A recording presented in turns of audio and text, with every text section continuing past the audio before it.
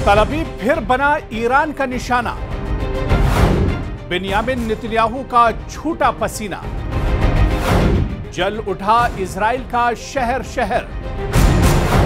Israel पर टूटा खामनाई का कहर। आदाब, मैं हूं आपके साथ अबू हुरैरा। आपको बताते चलें कि लगातार मशरिक़ वुस्ता में टेंशन और तनाव का दौर चल रहा है और इस बीच बड़ी खबर आ रही है कि आज फिर ईरान ने निशाना बनाया है तल अवीव को।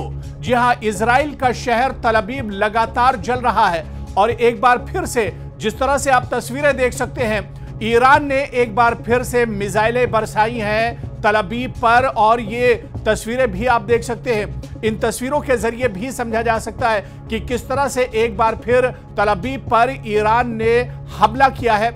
एरो के जरिए भी हम आपको समझा रहे हैं। ये शहर आप देखिए, दरअसल ये गजा की तस्वीर नहीं है, ये इजराइल के बैतयाम की तस्वीर है। इसके अलावा आपको बताते चलें कि तल अवीव की ये तस्वीरें हैं जहां पर ईरान ने एक बार फिर से इसे निशाना बनाया है, क्योंकि इजराइल लगातार तेहरान को निशाना बना रहा है। इजराइल लगातार ईरान के मुख्तलिफ शहरों पर अटैक कर रहा है और उसका जवाब ईरान के तरफ से मुंहतोड़ जवाब दिया जा रहा है। जबरदस्त तरीके से, जोरदार तरीके से ईरान भी पलटवार कर रहा है और इजराइल किस तरह से जल रहा है। इन तस्वीरों को आप देखिए। ये तस्वीर दरअसल हम आपको इस वजह से दिखा रहे हैं ताकि आप समझ जाइए कि अपने आप को दुनिया का सुपर पावर कहने वाला, अपने आप को ताकतवर मुल्क कहने वाला, अपने आप को एक तरह से बड़ी ताकत मानने वाला इजराइल आज परेशान है।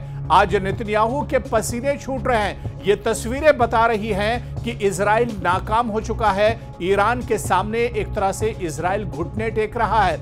और इस बीच आपको बता दें, बड़ी खबर इस वक्त की, ईरान के सदर डॉक्टर मसूद पज़ेश्कियान ने पार्लियामेंट के इजलास में वजीर बराए इक्तिसादी उमूर को राय एतमाद देने के मौके पर अपने खिताब के दौरान हालिया शहादतों पर ताज़ियत पेश करते हुए कहा कि हमारी तमन्ना है कि हमारी जिंदगी का इख्तिताम शहादत पर हो। ये एक अकीदा और फिक्री असासा है जो हमें दीन और दीन से एक तरह से मिलाता है, जो दीन से और इस्लाम से हमें एक तरह से मिला है। हम समझते हैं कि शहादत बिस्तर पर मरने से एक तरह से बेहतर है। ये बयान है ईरान के सदर का, जो बयान एक तरह से आया है और उन्होंने साफ साफ कहा है कि दुश्मन ईरानी कौम को शहीद करके मैदान से नहीं निकाल सकता। अगर कोई हीरो शहीद होता है तो सैकड़ों दूसरे उसका परचम उठा लेते हैं और जुल्म और बर्बरियत के सामने खड़े हो जाते हैं। उन्होंने कहा कि हमने हमला शुरू नहीं किया बल्कि सिर्फ अपने दिफा में खड़े हुए हैं। यानी ईरान अभी सिर्फ अपना दिफा कर रहा है, अपना बचाव कर रहा है, क्योंकि शुरुआत इजराइल ने की है। एक तरह से ये जो आग भड़काई है मशरिक़ वुस्ता में, ये इजराइल की देन है। इजराइल लगातार एक तरह से हमले कर रहा है। जो इंसानी बस्ती है, जो शहरी इलाके हैं, वहां पर इजराइल लगातार एक तरह से हमले कर रहा है। तो ऐसे में उन्होंने कहा कि हमने हमला शुरू नहीं किया है बल्कि सिर्फ अपने बचाव के लिए, अपने दिफा में हम खड़े हैं। हमने न तो कमांडरों को कत्ल किया, न साइंसदानों को। दुश्मन दुनिया के दूसरे किनारे से आता है, एक साइंसदान और उसके खानदान को मार देता है। ये कहां का इंसाफ है? ईरानी साइंसदानों के हाथ में बंदूक नहीं बल्कि अलम होता है। यही साइंसदान हैं जिन्होंने मुल्की दिफा को मुमकिन बनाया है और यही वजह है कि दुश्मन इन्हें निशाना बनाता है। और ईरान के सदर ने, इससे पहले ईरान के सुप्रीम लीडर आयतुल्लाह अली खामनई ने भी कहा था और उसके बाद अभी ईरान के सदर का भी बयान आया है और उन्होंने भी कहा है कि आज मिल्लत को इत्तेहाद, हमदर्दी और यकजहती की शदीद ज़रूरत है। तमाम इख्तिलाफात और शिकवे छोड़कर हमें मुत्तहिद होकर दुश्मन के मुकाबिल खड़ा होना होगा। तो ये बड़ा पैगाम पार्लियामेंट के अंदर एक तरह से ईरान के सदर ने दिया है और यही पैगाम ईरान के सुप्रीम लीडर आयतुल्लाह अली खामनई ने भी दिया था। लेकिन आप देखिए कि किस तरह से इजराइल एक तरह से परेशान है और ईरान लगातार डटा हुआ है।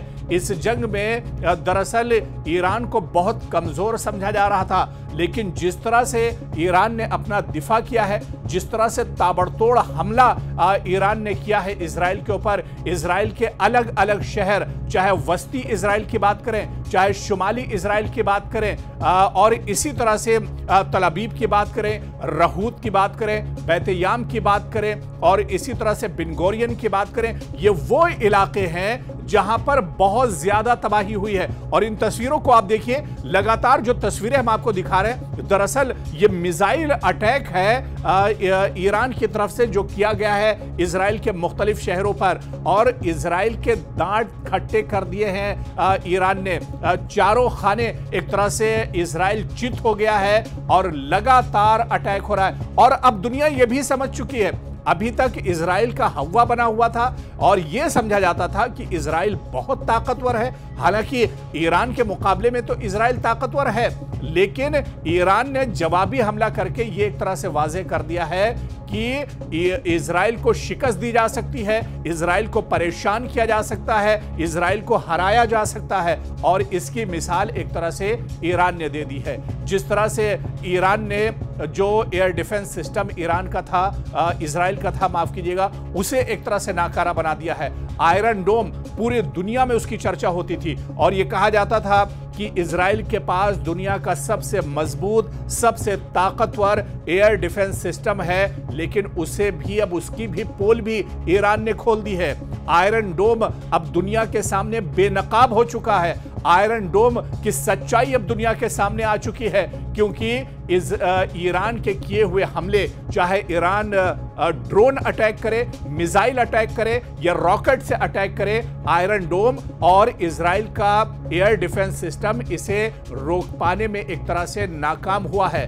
तो लगातार मशरिक़ वुस्ता में जंग का दौर चल रहा है, लगातार ईरान और इजराइल आमने सामने है, लेकिन इस बीच जो सबसे ज्यादा चीज निकल कर आई है और जो दुनिया पर सबसे ज्यादा जो बेनकाब हुआ है, वो नेतन्याहू की हठधर्मी और इजराइल की जो कमजोरियां हैं वो एक तरह से निकल कर सामने आ गई हैं। आप देखिए कि ये माना जा रहा था कि ईरान इजराइल के सामने नहीं टिक पाएगा, लेकिन जो तबाही जिस तरह से इजराइल के दांत ईरान ने खट्टे कर दिए हैं, वो तस्वीर अब दुनिया एक तरह से देख रही है। और दुनिया ये भी देख रही है कि जालिम के सामने किस तरह से एक तरह से खड़ा हुआ जा सकता है। और यही वजह है कि ईरान ने मुत्तहिद होने की अपील की है, चाहे वो ईरान के supreme leader Ayatollah Ali Khamenei हो या ईरान के सदर का बयान हो। और अब ये देखना होगा कि ईरान तो एक तरह से ये मान चुका है कि ये जंग एक तरह से अब आखिर तक लड़नी है और इस जंग को एक तरह से इसका खात्मा जो है वो फतेह पर होना है। आने वाले दिनों में क्या कुछ होगा, क्या ये लड़ाई शिद्दत इख्तियार करेगी, मशरिक़ वुस्ता में क्या कुछ सूरत हाल होगी, ये देखना भी बहुत अहम होगा।